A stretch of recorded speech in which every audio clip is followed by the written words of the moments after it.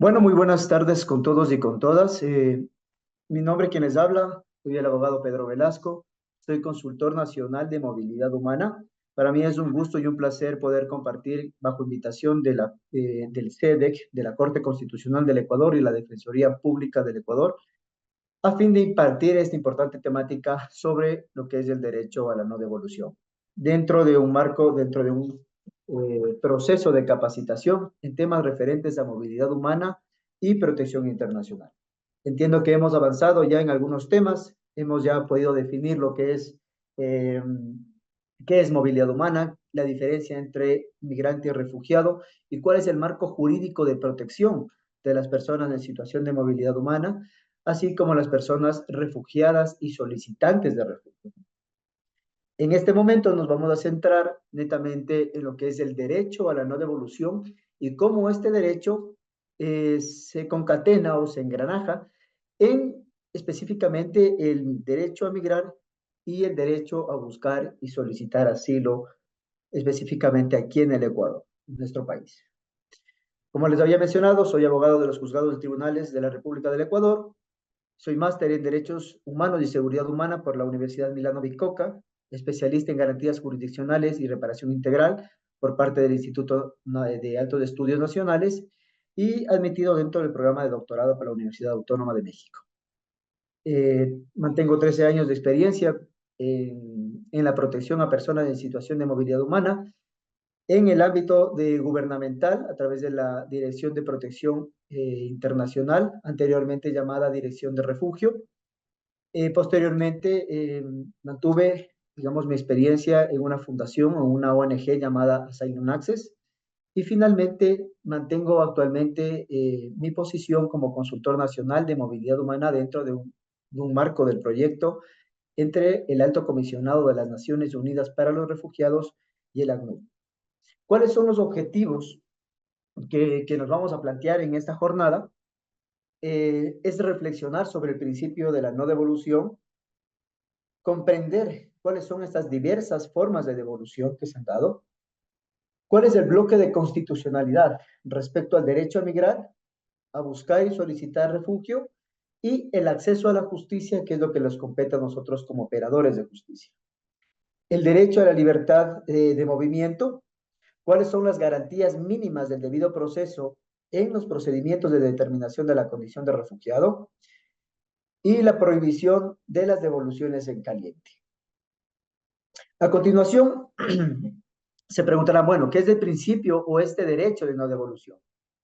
Hay diferentes, digamos, postulados o tesis, digamos, o enunciados que indican que el principio de no devolución es considerada la piedra angular del derecho al asilo y el derecho internacional de las personas refugiadas, del derecho internacional de las personas refugiadas.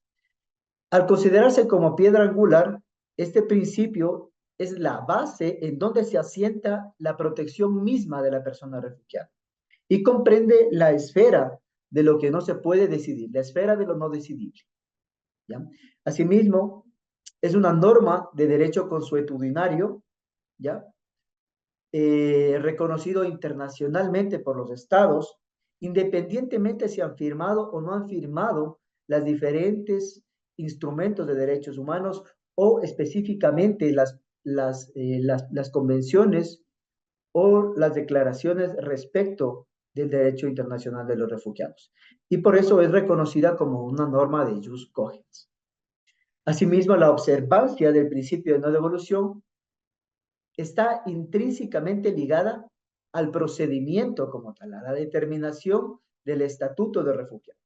De ahí podemos definir y destacar que el derecho al refugio, que en sí la figura de asilo o refugio en sí es una figura apolítica, humanitaria y es declarativa.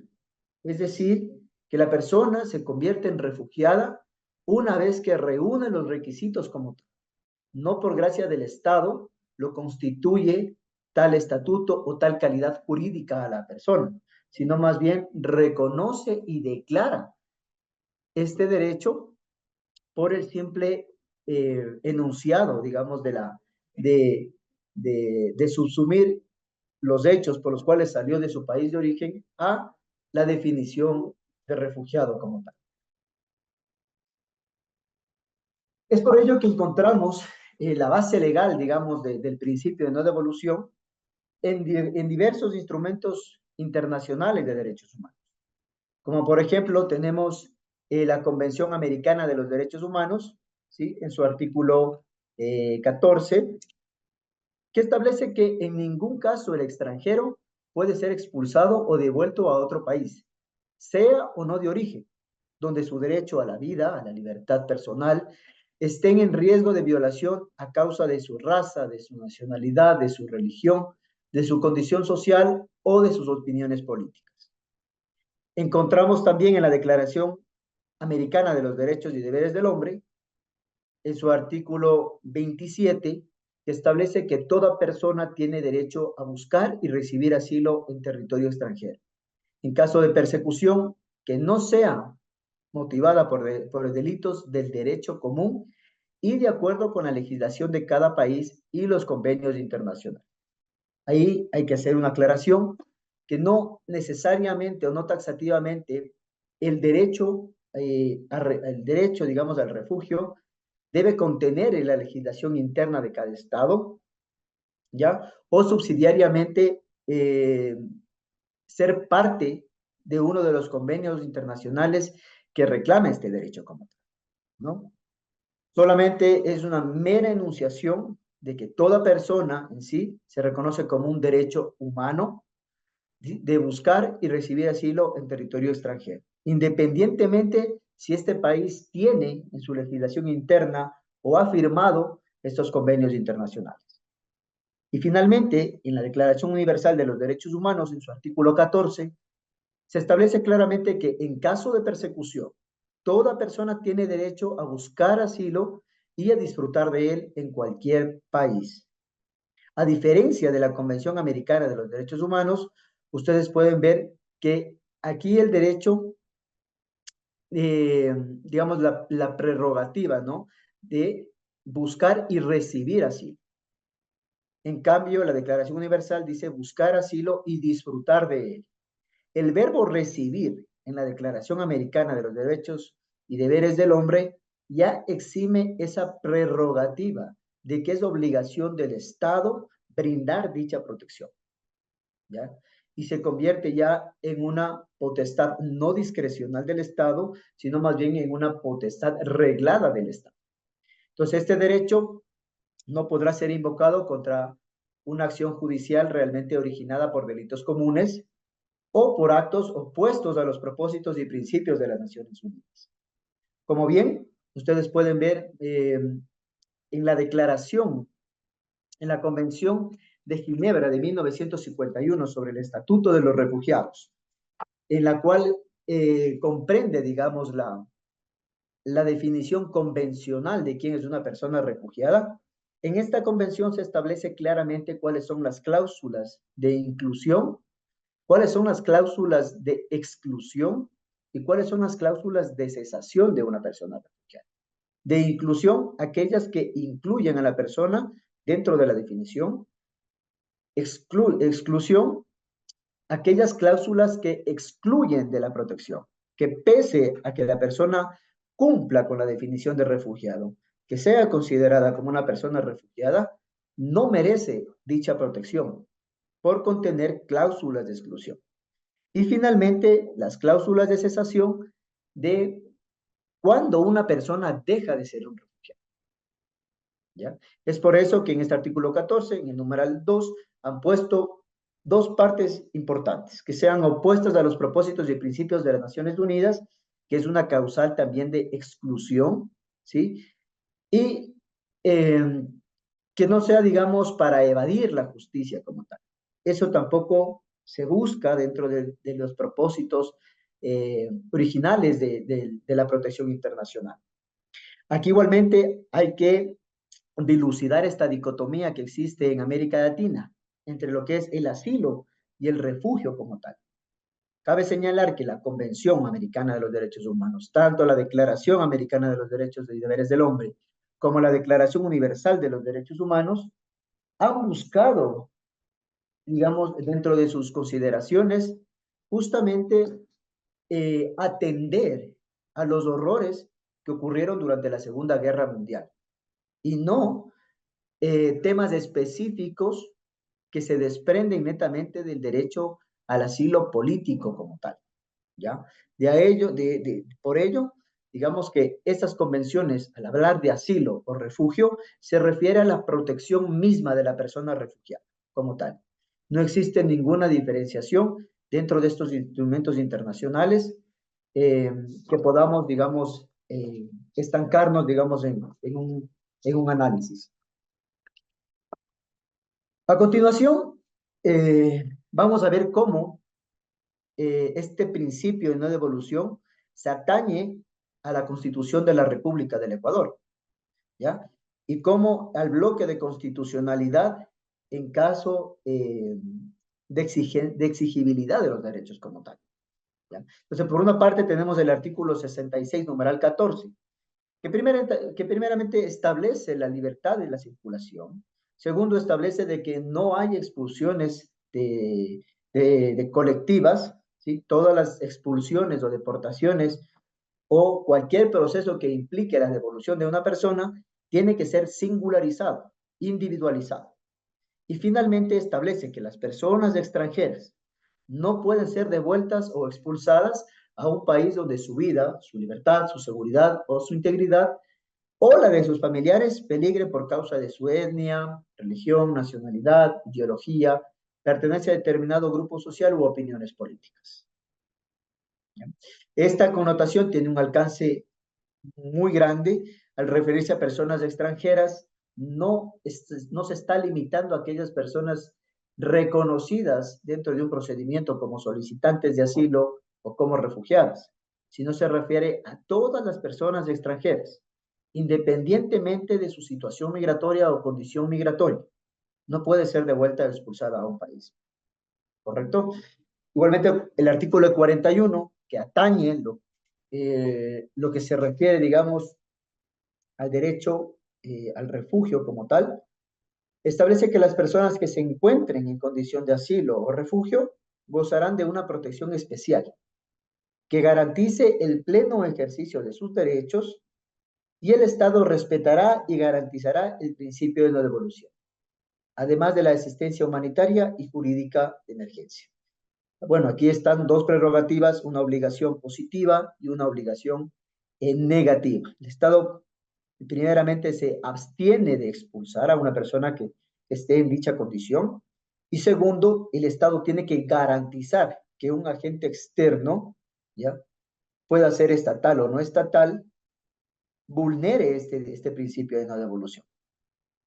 Y finalmente lo he citado el artículo 427 que se refiere a la interpretación de estas normas constitucionales.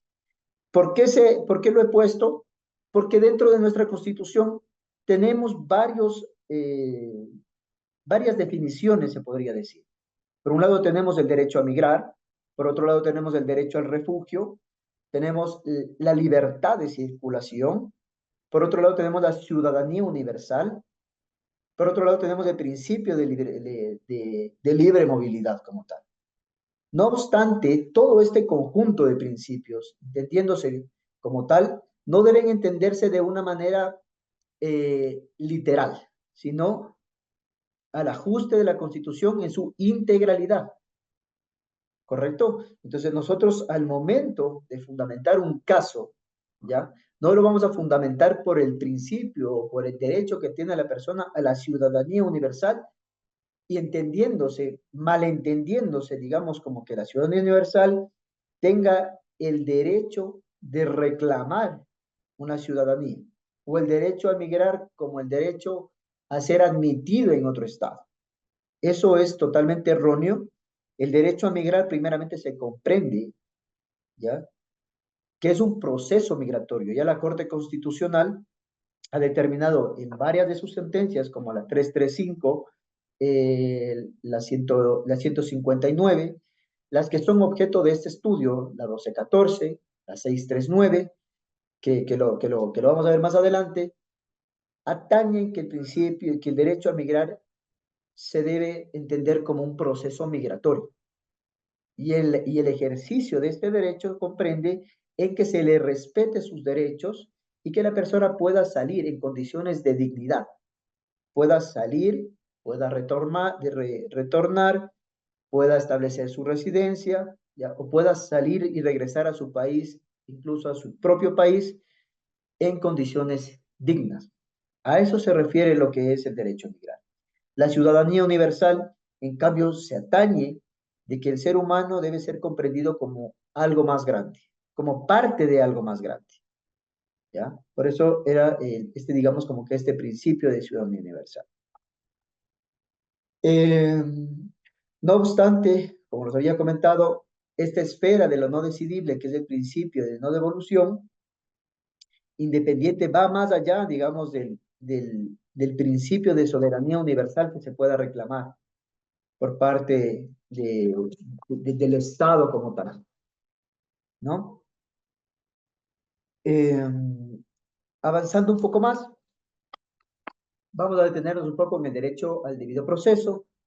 ¿Ya? Aquí entramos también a analizar lo que es el derecho al acceso a la justicia. ¿Por qué es importante el acceso a la justicia en las personas en situación de movilidad humana? Porque este derecho es considerado como las llaves de todos los derechos o como las llaves que abre la puerta al ejercicio de varios derechos, entre ellos el derecho al debido proceso, a la documentación, a la salud, etcétera.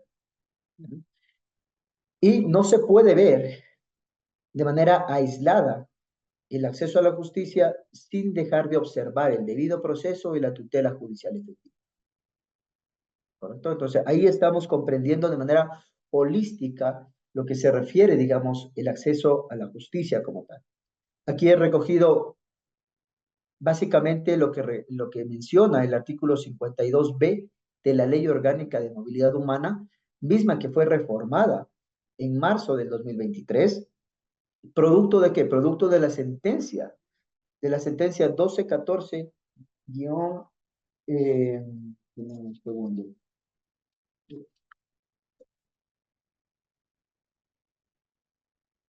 la,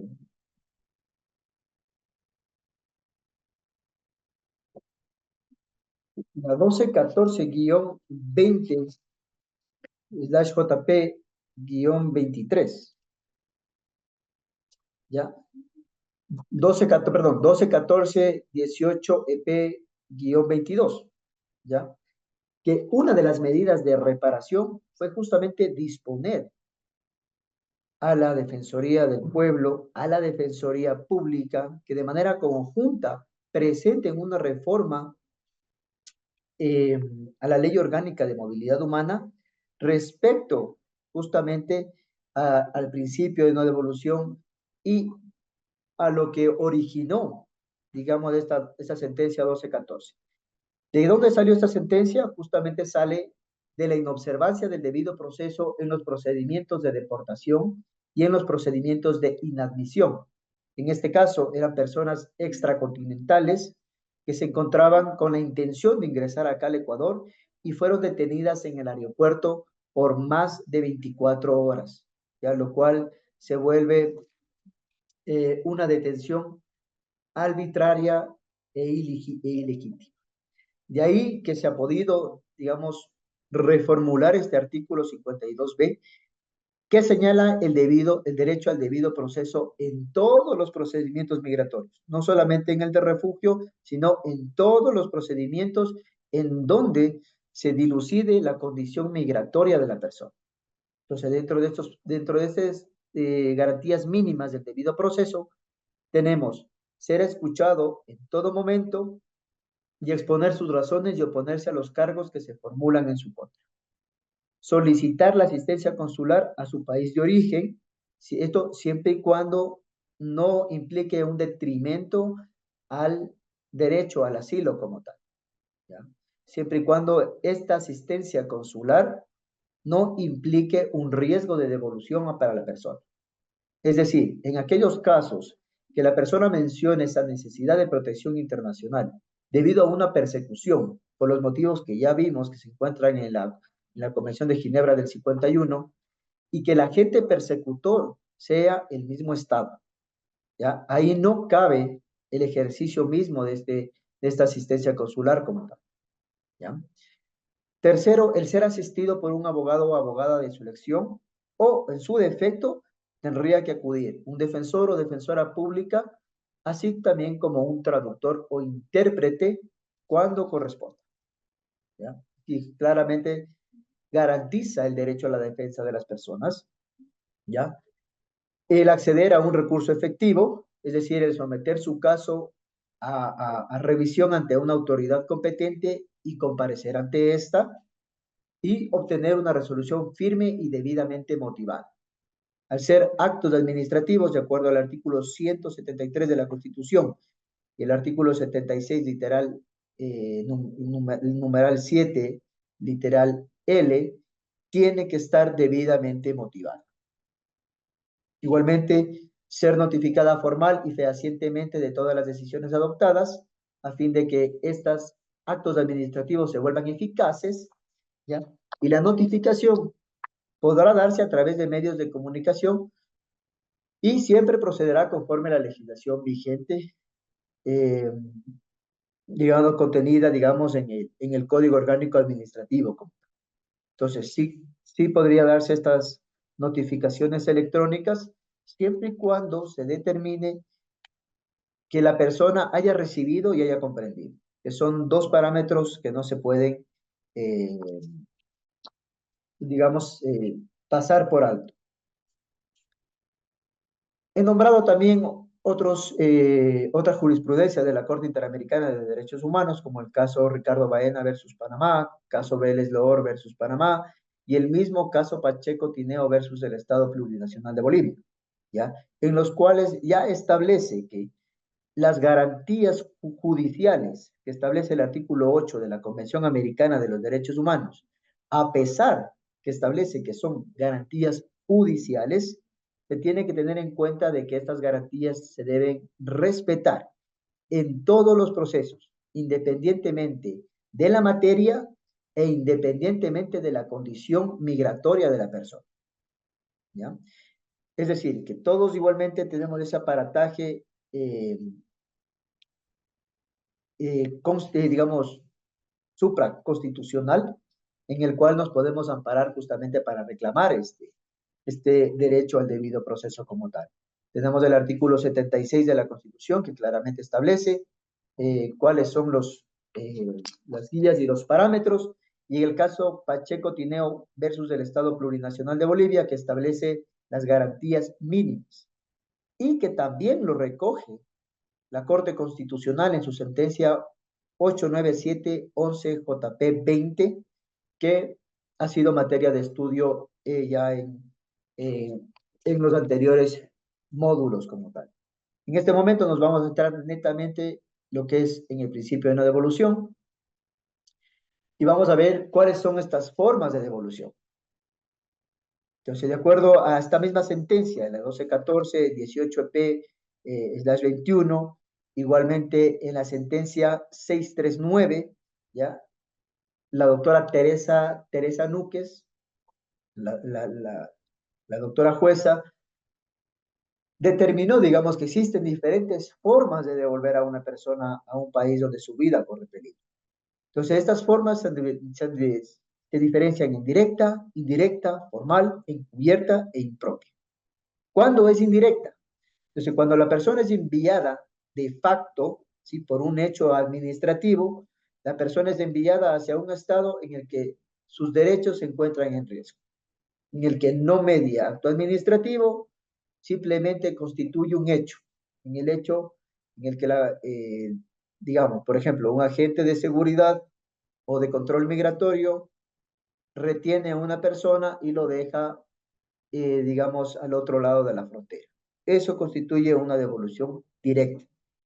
Una devolución indirecta, que aquí debemos también cuidarnos bastante, es cuando la persona es trasladada hacia un estado donde puede o correr el riesgo de ser retornada a otro país en donde sufre el riesgo de sus derechos a la vida, a la seguridad o a la libertad. Es decir, no directamente le envío al país donde tiene riesgo, pero sí le envío a un tercer país donde posiblemente no van a atender su solicitud de refugio, ¿sí? Y lo van a remitir a un tercer estado o a su país de origen en donde su vida corre peligro, ¿ya? A esto también el ACNUR, que es el Alto Comisionado de las Naciones Unidas para los Refugiados, dentro de sus estudios, de sus investigaciones, al igual que el Comité Ejecutivo, se ha pronunciado en varias ocasiones respecto a esto, en particular con la tesis de lo que se llama el tercer estado, el tercer país seguro, ¿ya? Que en ciertos procedimientos acelerados, como es el caso del Ecuador, hay mucho riesgo de sufrir esta devolución indirecta. Es decir, cuando existen personas que solicitan refugio aquí en el Ecuador, ustedes saben que tienen que pasar por un procedimiento en el que tiene dos fases, una fase de admisibilidad y una fase de elegibilidad. En la fase de admisibilidad, el sujeto o la persona, ¿ya? Puede ser inadmitida por ser manifiestamente infundada, por ser abusiva o por no cumplir con el plazo, ¿ya? Utilizando esta argumentación de que la persona para llegar al Ecuador tuvo que pasar por un tercer estado o tuvo que hacer tránsito en un país donde pudo haber solicitado refugio y no lo hizo, ¿ya? Y de ello nace, digamos, este acto administrativo en el que le inadmiten su solicitud de refugio y posiblemente le regresen al último puerto de embarque o al último país, eh, digamos, de donde proviene, y este país claramente no va a atender su solicitud de refugio como tal. Entonces, de eso debemos eh, cubrirnos, ¿sí? Para, digamos, para que se configure ya esta tesis de un tercer país seguro, es necesario estar conscientes, estar, eh, digamos, plenamente conscientes de que el Estado al que se le va a remitir va a atender las necesidades de protección de la persona. Solamente ahí nosotros garantizamos el derecho de no devolución y garantizamos el derecho a un debido proceso, sea aquí en el Estado ecuatoriano o en otro estado donde se le está remitiendo a esa persona. Tenemos la devolución formal. La devolución formal ya es cuando media un acto administrativo o un acto judicial del Estado, ¿ya? En el cual pasa por un procedimiento y se deniega esta solicitud. De ahí hay que tener igualmente mucho cuidado en estos procedimientos acelerados que tienen como fin, digamos, eh, proteger de manera más eficaz a la persona, pero que se termina convirtiendo en un nudo crítico para aquellas solicitudes que posiblemente son genuinas, pero son inadmitidas en la primera fase, por manifiestamente infundadas, por fraudulentas o por el mero hecho del plazo, en el cual ni siquiera se atiende el fondo del asunto de la solicitud, sino meramente el cumplimiento de un plazo. Si no solicitó refugio dentro de los 90 días, su solicitud es inadmitida por el tema del plazo, por ser extemporáneo, ¿ya? Entonces, este principio de no devolución, a lo que yo me refiero que es de esfera infranqueable, esto no prescribe, no caduca por el paso del tiempo o por el ejercicio del derecho como tal. Entonces, la persona sigue arraigando riesgo de que su vida, su libertad, su seguridad pueda ser vulnerado en su país de origen, ¿ya? De eso depende, digamos, también este tema de la devolución formal como tal. De ahí que las garantías mínimas del debido proceso y el acceso a la justicia como tal debe también eh, mantenerse, digamos, el acceso a un recurso efectivo de impugnación, que la persona pueda apelar, que claramente la resolución en la cual se está inadmitiendo o se está negando o se está rechazando a la persona como refugiada, conste claramente cuál es el plazo que yo tengo para impugnar, ante quién tengo que impugnar y cuál es el tiempo que me dan a mí para poder salir del Ecuador o poderme regularizar de otra manera. Entonces, esto tiene que estar netamente en el acto administrativo para que tenga validez. Eh, una devolución encubierta, y esta es la más peligrosa, ¿no? Una devolución encubierta se establece cuando la salida forzosa de la persona resulta de las acciones o de las omisiones del Estado o de situaciones en las que se apoye o se tolere actos cometidos por otras personas con miras a provocar la salida de personas de su territorio. Entonces, esta devolución encubierta a veces viene acompañada con un discurso de xenofobia, a veces viene acompañada con un discurso de odio, a veces viene acompañado también de un discurso que no proviene, por ejemplo, de la comunidad o del, digamos, del barrio de acogida o del pueblo de acogida, sino tal vez vienen de, de personas con influencia política, de figuras políticas, ¿ya? En este caso, por ejemplo, tenemos casos claros en los que autoridades de gobiernos autónomos descentralizados han propiciado también este discurso, ¿ya? En el cual toleran, en el cual apoyan actos con miras a que las personas se devuelvan, ¿correcto? ¿Por qué se da este caso igualmente? Porque en el caso 639, me parece 18 JP 21, ¿ya? Eh, la doctora Teresa Núquez analiza este caso justamente debido a una familia que se encontraba aquí como solicitantes de refugio, formalmente presentada su solicitud de refugio y formalmente admitida a trámite su solicitud de refugio. No obstante, la persona, ¿sí? Era una mujer que estaba en estado de gestación, tenía complicaciones en el acceso al sistema de salud aquí en el Ecuador, y el sistema de salud le dio dos opciones. O bien tiene que, digamos, pagar, eh, digamos, el servicio de salud privada aquí en el Ecuador, o bien, como usted es de Colombia, puede regresarse a su país donde tiene seguro social y donde no le va a costar un centavo. Entonces, básicamente, esa denegación del servicio como tal, esa falta de acción, esa omisión por parte del Estado en la prestación de un servicio básico, ¿ya? Convierte en que la persona sea empujada a una devolución encubierta como tal, ¿ya? Entonces, esto se configura como una devolución encubierta y una de las más peligrosas aquí en el Ecuador. Y finalmente le ha puesto también la devolución impropia, ¿ya? La devolución impropia es la que no cabe, ¿ya? No se puede devolver a una persona, por ejemplo, ecuatoriana, ¿sí? No se le puede devolver a un tercer país donde no tiene ni siquiera a veces nacionalidad, etcétera. Por ejemplo, eso pasa en grupos familiares en donde existen dos con doble o triple nacionalidad, ¿ya? En el caso de que yo como autoridad de control migratorio, quiero devolver, quiero deportar, quiero inadmitir a un grupo familiar en el que está padre, madre, por decirlo, por ejemplo, de Colombia, de Venezuela, ¿ya? Pero hay hijos ecuatorianos menores de edad que dependen de sus padres, ¿ya?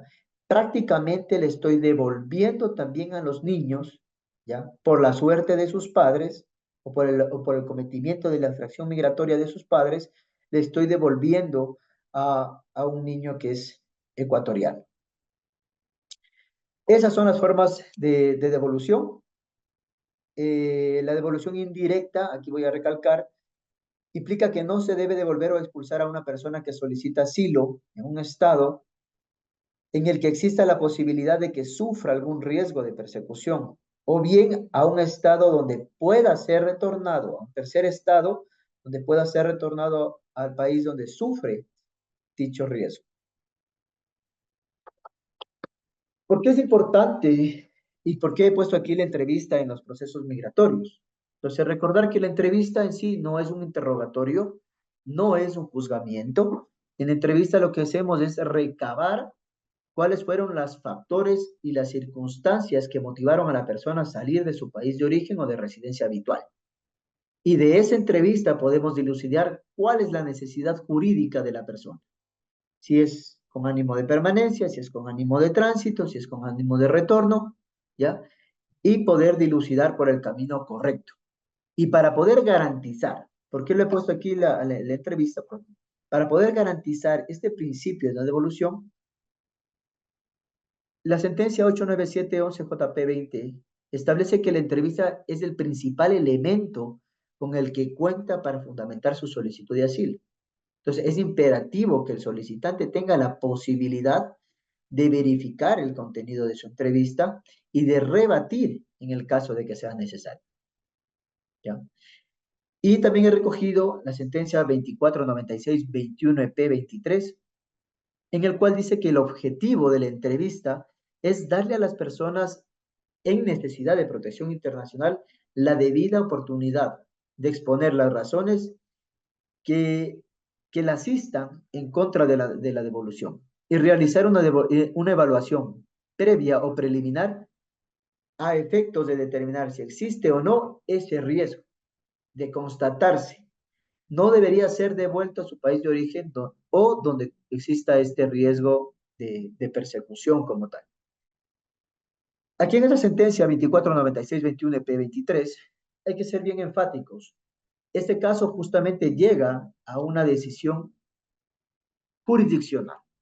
Llega a conocimiento del juez este caso, en el cual uno de los argumentos decían, bueno, la persona solicitó refugio, pero nunca pasó por entrevista, nunca se le atendió esa solicitud de refugio. A la final, era o no era solicitante por la falta de documentación, ya solamente hizo la petición y se podría considerar como peticionario. Era un tema totalmente erróneo. Entonces ahí la Corte estableció dos temas puntuales, que en el caso que llegue a conocimiento de un juez, ¿ya? ¿Cómo debería aplicar el principio de no devolución? Si la persona es solicitante de refugio o refugiada ya reconocida aquí en el Ecuador, sin preámbulos y sin ningún tipo de evaluación de méritos o análisis de la situación o análisis de ese riesgo, debe respetar el principio de no devolución y debe dar paso a la acción jurisdiccional que se esté proponiendo. En este caso era un habeas corpus. En otro caso, ya, en el caso de que una persona extranjera que no haya presentado formalmente su solicitud de refugio, no tenga dicha calidad reconocida aquí en el Ecuador, ya, pero que atañe que existe este riesgo de devolución, ahí el juez sí entra a analizar los méritos por los cuales correría riesgo de su país de origen, ¿ya? Pero este análisis tampoco es excluyente de la competencia que tiene la administración, ¿ya? Que en este caso la competencia recae exclusivamente en la Dirección de Protección Internacional del Ministerio de Relaciones Exteriores y Movilidad Humana. Finalmente, para ir culminando, tenemos el derecho a la libertad de movimiento. Como yo les explicaba, este de principio, este derecho está consagrado en el artículo 66, numeral 14 de la Constitución de la República y establece dos obligaciones.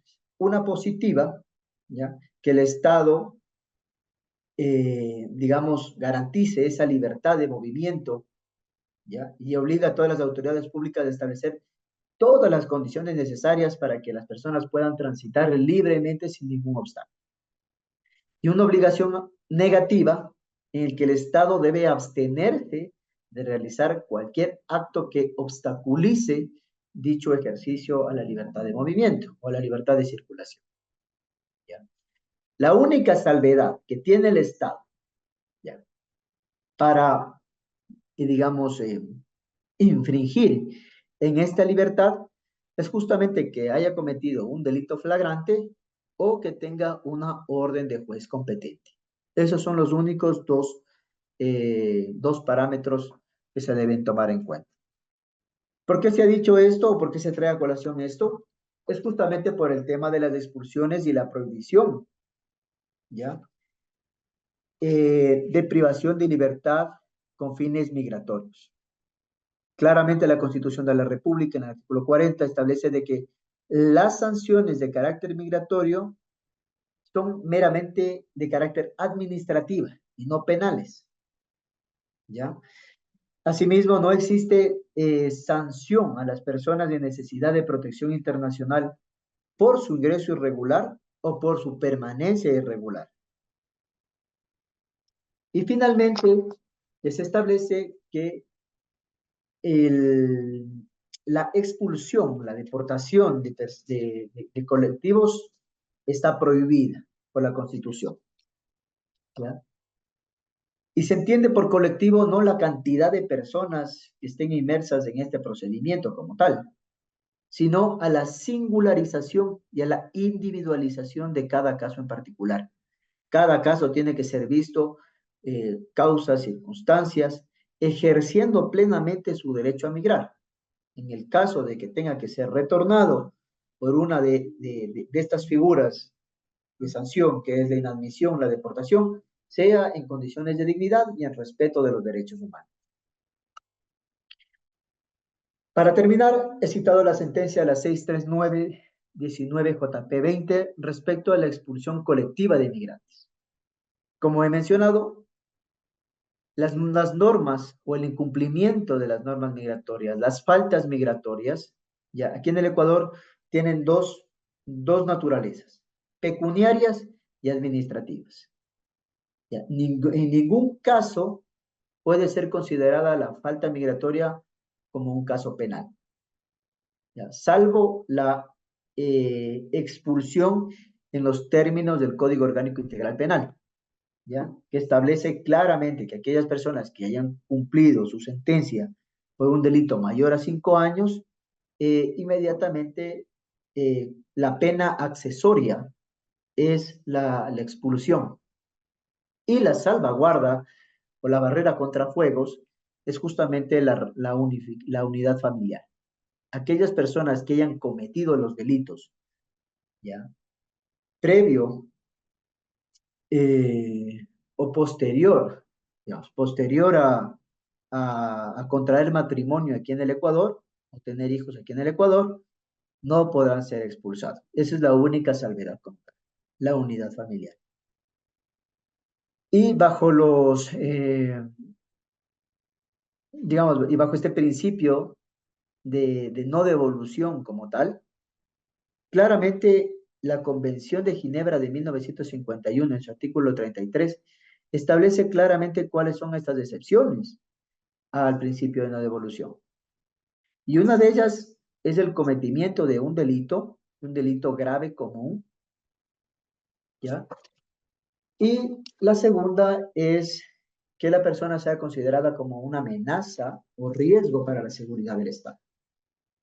Aquí hay que dejar claro eh, cuál es esta interpretación, no dejar a la discrecionalidad del Estado en qué se puede considerar eh, el riesgo para para la, para la seguridad del Estado como tal.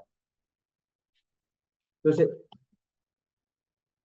ahí no existe, digamos, como que una doctrina clara, como que unos procedimientos claros para dilucidar qué se considera riesgo para la seguridad del Estado, aquellos actos que conmocionan al Estado, aquellos actos eh, punibles, ¿ya? O delitos sancionados con penas mayores a 5 años, ¿ya? Eso podría considerarse que, que tienen este componente de, de riesgo para la seguridad pública del Estado, ¿no? Finalmente, se prohíbe la expulsión de colectivos extranjeros, los procesos migratorios son singularizados y la deportación como tal, la Corte indica de que constituye de última ratio, es decir, es la última medida que afecta porque afecta de manera radical el proyecto de vida de la persona. Y frente a esta deportación, tenemos también la sentencia, la número 335, la 335 13 JP 20, que establece cuál es el derecho de las personas a la no deportación. O sea, en aquellos casos en que se identifique la necesidad de protección internacional, aquellas víctimas de trata o tráfico ilícito de inmigrantes, aquellas personas que tengan arraigo familiar, es decir, tengan hijos ecuatorianos, padres ecuatorianos, en su segunda línea de consanguinidad o de afinidad, en línea directa. También constituye aquellas personas que tengan larga data aquí en el Ecuador. Este tema de la larga data aquí en el Ecuador no está desarrollada como tal. O sea, no hay parámetros, digamos, para decidir, bueno, esto es larga data, 6 meses, 3 meses, 8 meses, ¿ya? Pero lleva el componente de que la persona se haya integrado aquí en el país, de que tenga sus obligaciones, cumpla con sus responsabilidades, ¿ya? Eso constituye también el ejercicio de servicios, de derechos, lleva a constituir que la persona tiene larga data aquí en el Ecuador. Eh, Eso finalmente, ¿cuáles son los parámetros específicos que establece la Corte en el caso de expulsión en los que se vean inmersos niños o niñas o adolescentes? Entonces, primero, tratar acorde a la condición del niño o la niña. Si hay dudas sobre la edad, siempre se lo debe considerar como menor de edad. Es un principio. Si es que no se puede determinar la edad por otros medios. Asimismo, brindar la protección. Si es que el niño no se encuentra acompañada por una persona adulta encargada de su protección.